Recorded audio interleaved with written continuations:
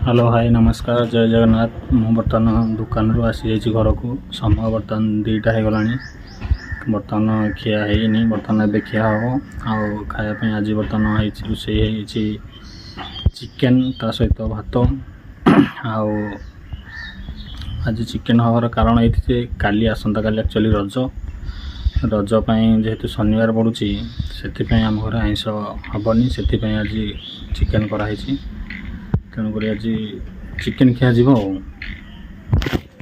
आसंता काली actually शनिवार तो बहुत लोक घरे आमिष ही हो आज प्राय लोक घरे आमिष एक्चुअली होची आम घरे होची चलतु देखा केमी चिकेन होती चलतु आम घर भितर एंट्री कले घर भितर चलो आज कौन है सब रोसई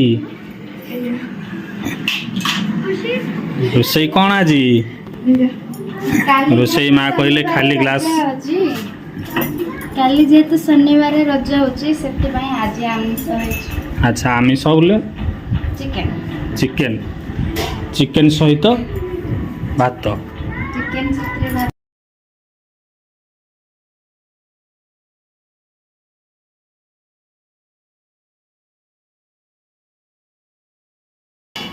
चिकेन एक्चुअली है रेडी है बर्तमान चिकेन है एक्चुअली खाइला पर जना पड़ा एक्चुअली टेस्ट आसन ए पड़ज समस्त आम फल फैमिली बर्तमान ये बसिक खाइबू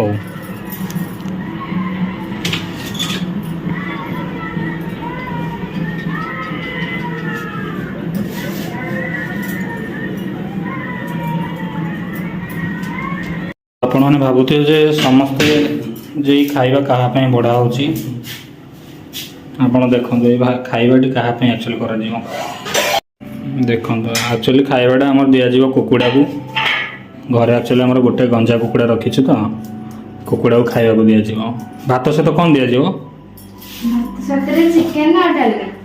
भात साथी चिकेन चिकेन कौन कुकुड़ा खाइब हां खाइब सी निज मांस भी खाई पार ना कौन हां चिकेन निज मांस देखो चिकेन चिकेन हूँ कुकुड़ा द्वारा है कुकुड़ा ही चिकेन खाइब आज देखो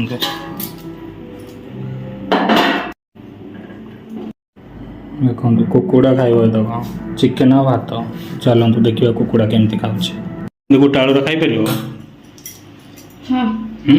गोटे आलू खाईदेव ना चकटा हम चकटा न से सेमती खाईदेव अच्छा आ कंचा देखो कुकुड़ा बर्तमान आसगला चिकेन भात आमर भी रज कुकुड़ार भी रज रज भी देख कुकुड़ा पालू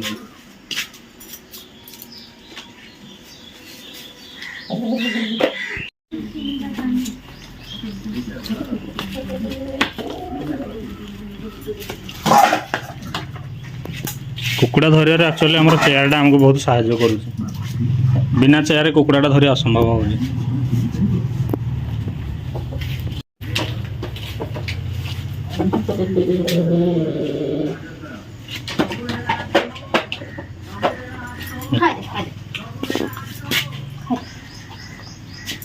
देखो देखो कुकुड़ा चूल चूलटा है बर्तमान जहाँ 3-4 इंच खंडे चूलटा है ना 4 इंच खंड हम चूलटा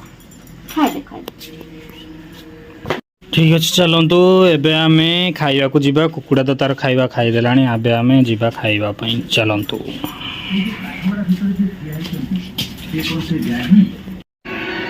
आसन बर्तमान आम पड़ी जाइए आम बर्तमान ये समस्ते बस खाइबू बहु परसी ने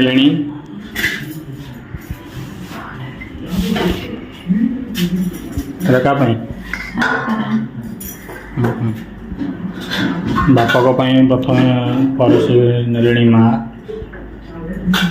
बापा एक्चुअली तले खाई पारे तो ताकि आगुआ परसी दिया सी एक्चुअली खट उपर खाइबे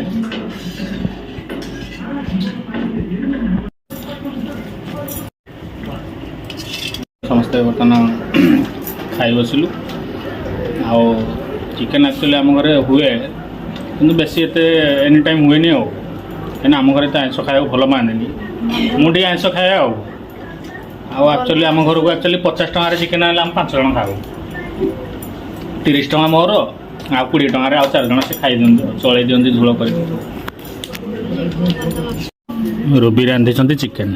ଚାଲନ୍ତୁ ପଚାରି ବୁଝିବା ନିଜେ ରାନ୍ଧିଛନ୍ତି ଆଉ ଚିକେନ୍ ତାଙ୍କୁ କେମିତି ଲାଗୁଛି। ଚିକେନ୍ କେମିତି ଲାଗୁଛି?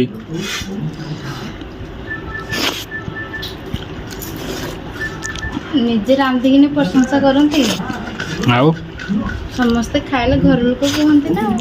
ଆଚ୍ଛା, ଯେ ତମର ଭଲ ଜିନିଷ ଆଇଁଷ ପ୍ରିୟ ଜିନିଷ କେଉଁଟା? ଚିକେନ୍ ନା ମଟନ୍ ନା ମାଛ? ମୋର ପ୍ରିୟ ଜିନିଷ ସେଟ୍, ଚିକେନ୍ର ସେଟ୍। ଆକ୍ଚୁଆଲି ରୁବିକୁ ସେଟ୍ ଖାଇବାକୁ ଟିକେ ଭଲ ଲାଗେ। ତେଣୁକରି ଯେଉଁ ଭାଇମାନଙ୍କ କେବେ ବି ଯଦି ରୁବି କାହା ଘରକୁ ଯାଏ ଭାଇମାନେ ତାଙ୍କୁ ସେଟ୍ ଆଣିକି ଦେବେ।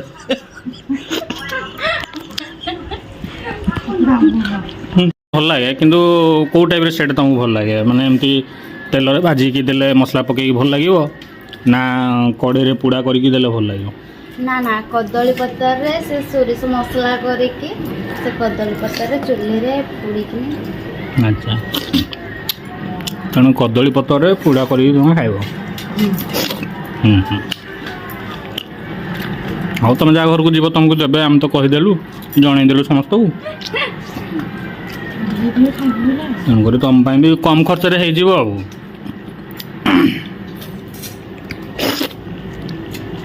ଖାଇବା ସରିଗଲା, ଆଉ ବାକି ଦୁଇଟା ମୋର ଭାତ ରହିଯାଇଥିଲା, ତେଣୁ ରୁବି ତାକୁ ନେଇ ଖାଇଦେଲା ଆଉ।